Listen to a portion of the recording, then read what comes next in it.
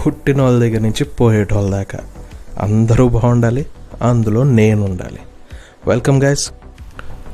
ఏ background లేకుండా సినిమా గ్రౌండ్లో ఒక ఐడెంటిటీ సంపాదించడం అస్సలు మామూలు విషయం కాదు. అందరూ అలా చేయలేరు.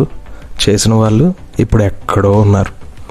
మొదటి సినిమా అందరినీ మెప్పించినా సరే తర్వాత సినిమాలు మాత్రం చాలా వరకు తలనొప్పిని తెప్పించాయనే చెప్పాలి. కానీ తనకంటూ ఒక మార్క్ ఆఫ్ ఆడియన్స్ని క్రియేట్ చేసుకున్న one of the young and talented hero Kiran Abbavaram. ఆయన రీసెంట్గా నటించిన కా మూవీ మంచి హిట్ అయింది. దాంతో మంచి జోష్ మీద ఇప్పుడు దిల్ రుబా అనే ఒక లవ్ స్టోరీతో ఈ ఫిబ్రవరిలో థియేటర్స్లోకి రొమాంటిక్ ఎంట్రీ ఇస్తున్నారు. ఆ మూవీ టీజర్ ఇప్పుడు రిలీజ్ అయింది. ఒక ఫంక్షన్ కూడా చేశారు. ట్రైలర్ విషయానికి వస్తే స్టార్టింగ్లోనే హీరో ఒక లవ్ ఫెయిల్యూర్ అని క్లియర్గా అర్థమయ్యేలా చేశారు. ఆ అమ్మాయి పేరు మ్యాగీ. ఆ బాధలో కింగ్ అనే సిగరెట్ ఫ్రెండ్, జాన్ అనే ఆల్కహాల్ ఫ్రెండ్, వీళ్ళిద్దరిని పరిచయం చేసుకుని ఇంకా ఏ అమ్మాయిని పరిచయం చేసుకోకూడదని అనుకుంటాడు. కానీ ఈలోపు హీరోయిన్ రుక్సర్ దిల్లోన్ ఎంటర్ అవుతుంది. హీరో మళ్ళీ టెంప్ట్ అవుతాడు. హీరోయిన్ కొంచెం అల్లరి అండ్ కొంచెం గడుసు పిల్ల అన్నట్టే చూపించారు. వీళ్ళిద్దరి మధ్య సీన్స్ ఎయిదర్ ఇంట్రెస్టింగ్గా ఉండొచ్చు లేదా బోర్ కూడా కొట్టచ్చు. ఇలా ఒక డీసెంట్ లవ్ స్టోరీయే కాకుండా కొంచెం యాక్షన్ ఎపిసోడ్స్ కూడా ట్రైలర్లో పుష్కలంగానే కనిపించాయి. ఫస్ట్ మూవీ రాజావారు రాణిగారిలో కూడా కొంచెం యాంగ్రీ యంగ్ మ్యాన్ లాగా కనిపిస్తాడు కొన్ని సీన్స్లో. సెకండ్ మూవీ ఎస్ఆర్ కళ్యాణ మండపంలో అయితే ఒక మాస్ హీరో ఇమేజ్ క్రియేట్ చేసుకోవడానికి గట్టిగానే ఎఫర్ట్స్ పెట్టారు. అక్కడి నుంచి చాలా సినిమాల్లో ట్రై చేస్తూనే ఉన్నారు. ఇందులో కూడా అదే జరిగింది. కొంచెం star hero range action episodes అయితే కనిపించాయి.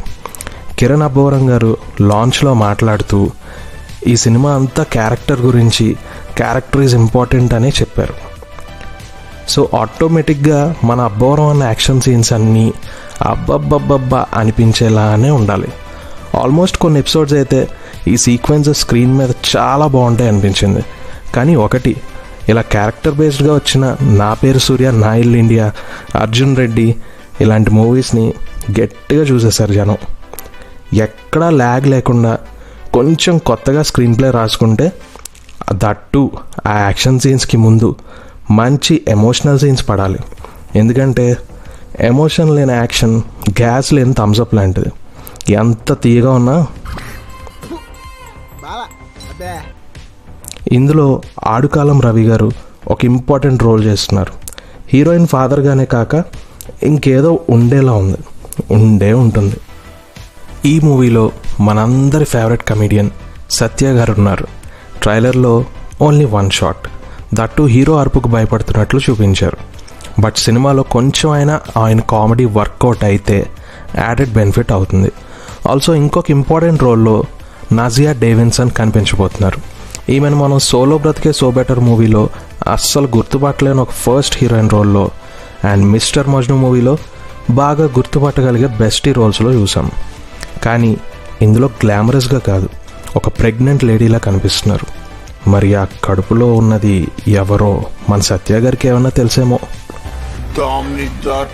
అసలు ఆవిడ క్యారెక్టర్ ఏంటో అనేది ఒక ఇంట్రెస్టింగ్ ఎలిమెంట్.